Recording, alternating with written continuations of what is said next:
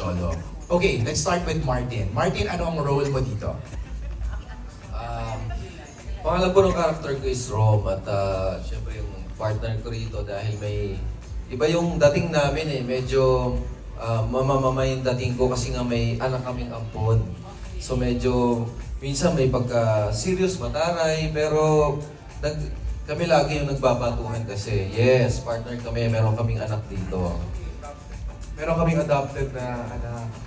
Tapos, siguro ang masasabi ko kung yung role Kapit bahay. Yes. Same village. What's the name of the village?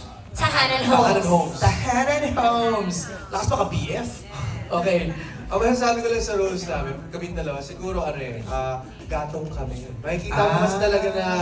Konsentidor? Oo, konsentidor eh. Kasi in real life, Diyos ko, bagay na nga itong dalawa to. Consent talaga. Parang kailangan ng konting push para talagang parang magbibigay ng konting mali siya. Yung mga gano'n na datingan. Pag masyadong sweet, oy, pwede na lagyan ng mali siya yan. Yun ang role niyong dalawa dito. Kayo, mag-asawa ba kayo dito? Yes, mag-asawa po kami. Ang hirap naman ng role. Kaya niya ako pinapasalita dahil siya po doon ay isang Deaf. Oh! So ako naman po yung talakerang live-in partner niya. So medyo meron kaming miscommunication dahil ang hirap namin magkaintindi ng dalawa. Ang challenging ng role ni Benj, Yes, super. Oo. Pero paano kayo mag-a-add ng color and spice to Sari and Jolo? I think yung pinaka-character namin speaks volume kasi dun sa character din nila eh. Parang yung communication, yung background and all. So nami-mirror? Oo, nami-mirror and all eh. And parang in reality, parang ako si Paolo, kasi tahimik lang. Sige, magkagagal. Sing Pogi din. Kayo, kiss. Ay! Kayo nga. Ayaw nga ba?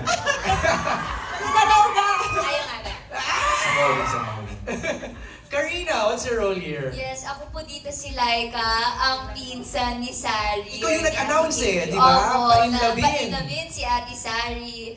Yes, nakakatawa po yung eksena yun.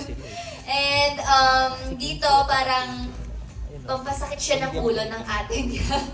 Opo, parang siya rin yung magbibigay ng konting lalim and dynamic sa mga sinacrifice ni ate and mga pinagdaanan niya in life. Wilma, Aling Nilda. Yes, ako yung taga-kain ng food props dito. Yung role ko, kumain ng mga food props, yan. At saka, si Aling Nilda, mayroon akong asawa dito na macho dancer. Kami naman, pinapakita namin mag-asawa din dito na kahit anong hirap ng buhay, basta nagmamahalan kami, okay lang. So, kahit macho dancer siya, online seller ako. So, we respect each other. We love each other. That's Bruno, right? That's Bruno, Played yes. by? So, played by Nico. Antonio. Yes, okay. yes. Ngayon, meron yata siyang gig dyan eh. Ay, rumakit pala. Sumasayaw siya kay Rumalakit. Kaya wala siya dito. Sumegway na eh, no? Sumegway muna si Koya dyan. Sari naman, public, parang teacher, employee, government employee. Anong role niya? Yes, government employee Okay, siya. Nag-approve siya ng mga marriage contract. Oh, Marriage certificate. certificates, Yes. oo. Tapos siya sa Wisha. Okay. Nag-approve siya ng mga nagmamahalan. The irony, no? Yes, jojoan, mahal-mahalan, ganyan. So yung mga lumalapit sa yung mga kliyente, Oo, kiss-kiss sila, ganyan. dinidiscourage mo. Parang Oo, parang ganyan. Cute! Galing. Si Jolo naman, ano siya doon? Parang biker, nakita ko may, diba? Isa siyang negosyante. Okay. Doon na lang muna. Ay, yun lang muna. Okay, negosyante. Tipid ni Paolo mag-reveal ng character niya. Okay, I'd just like to acknowledge the presence of our Star Cinema bosses. We have here the head of content production and operation, Miss Maricel Martinez!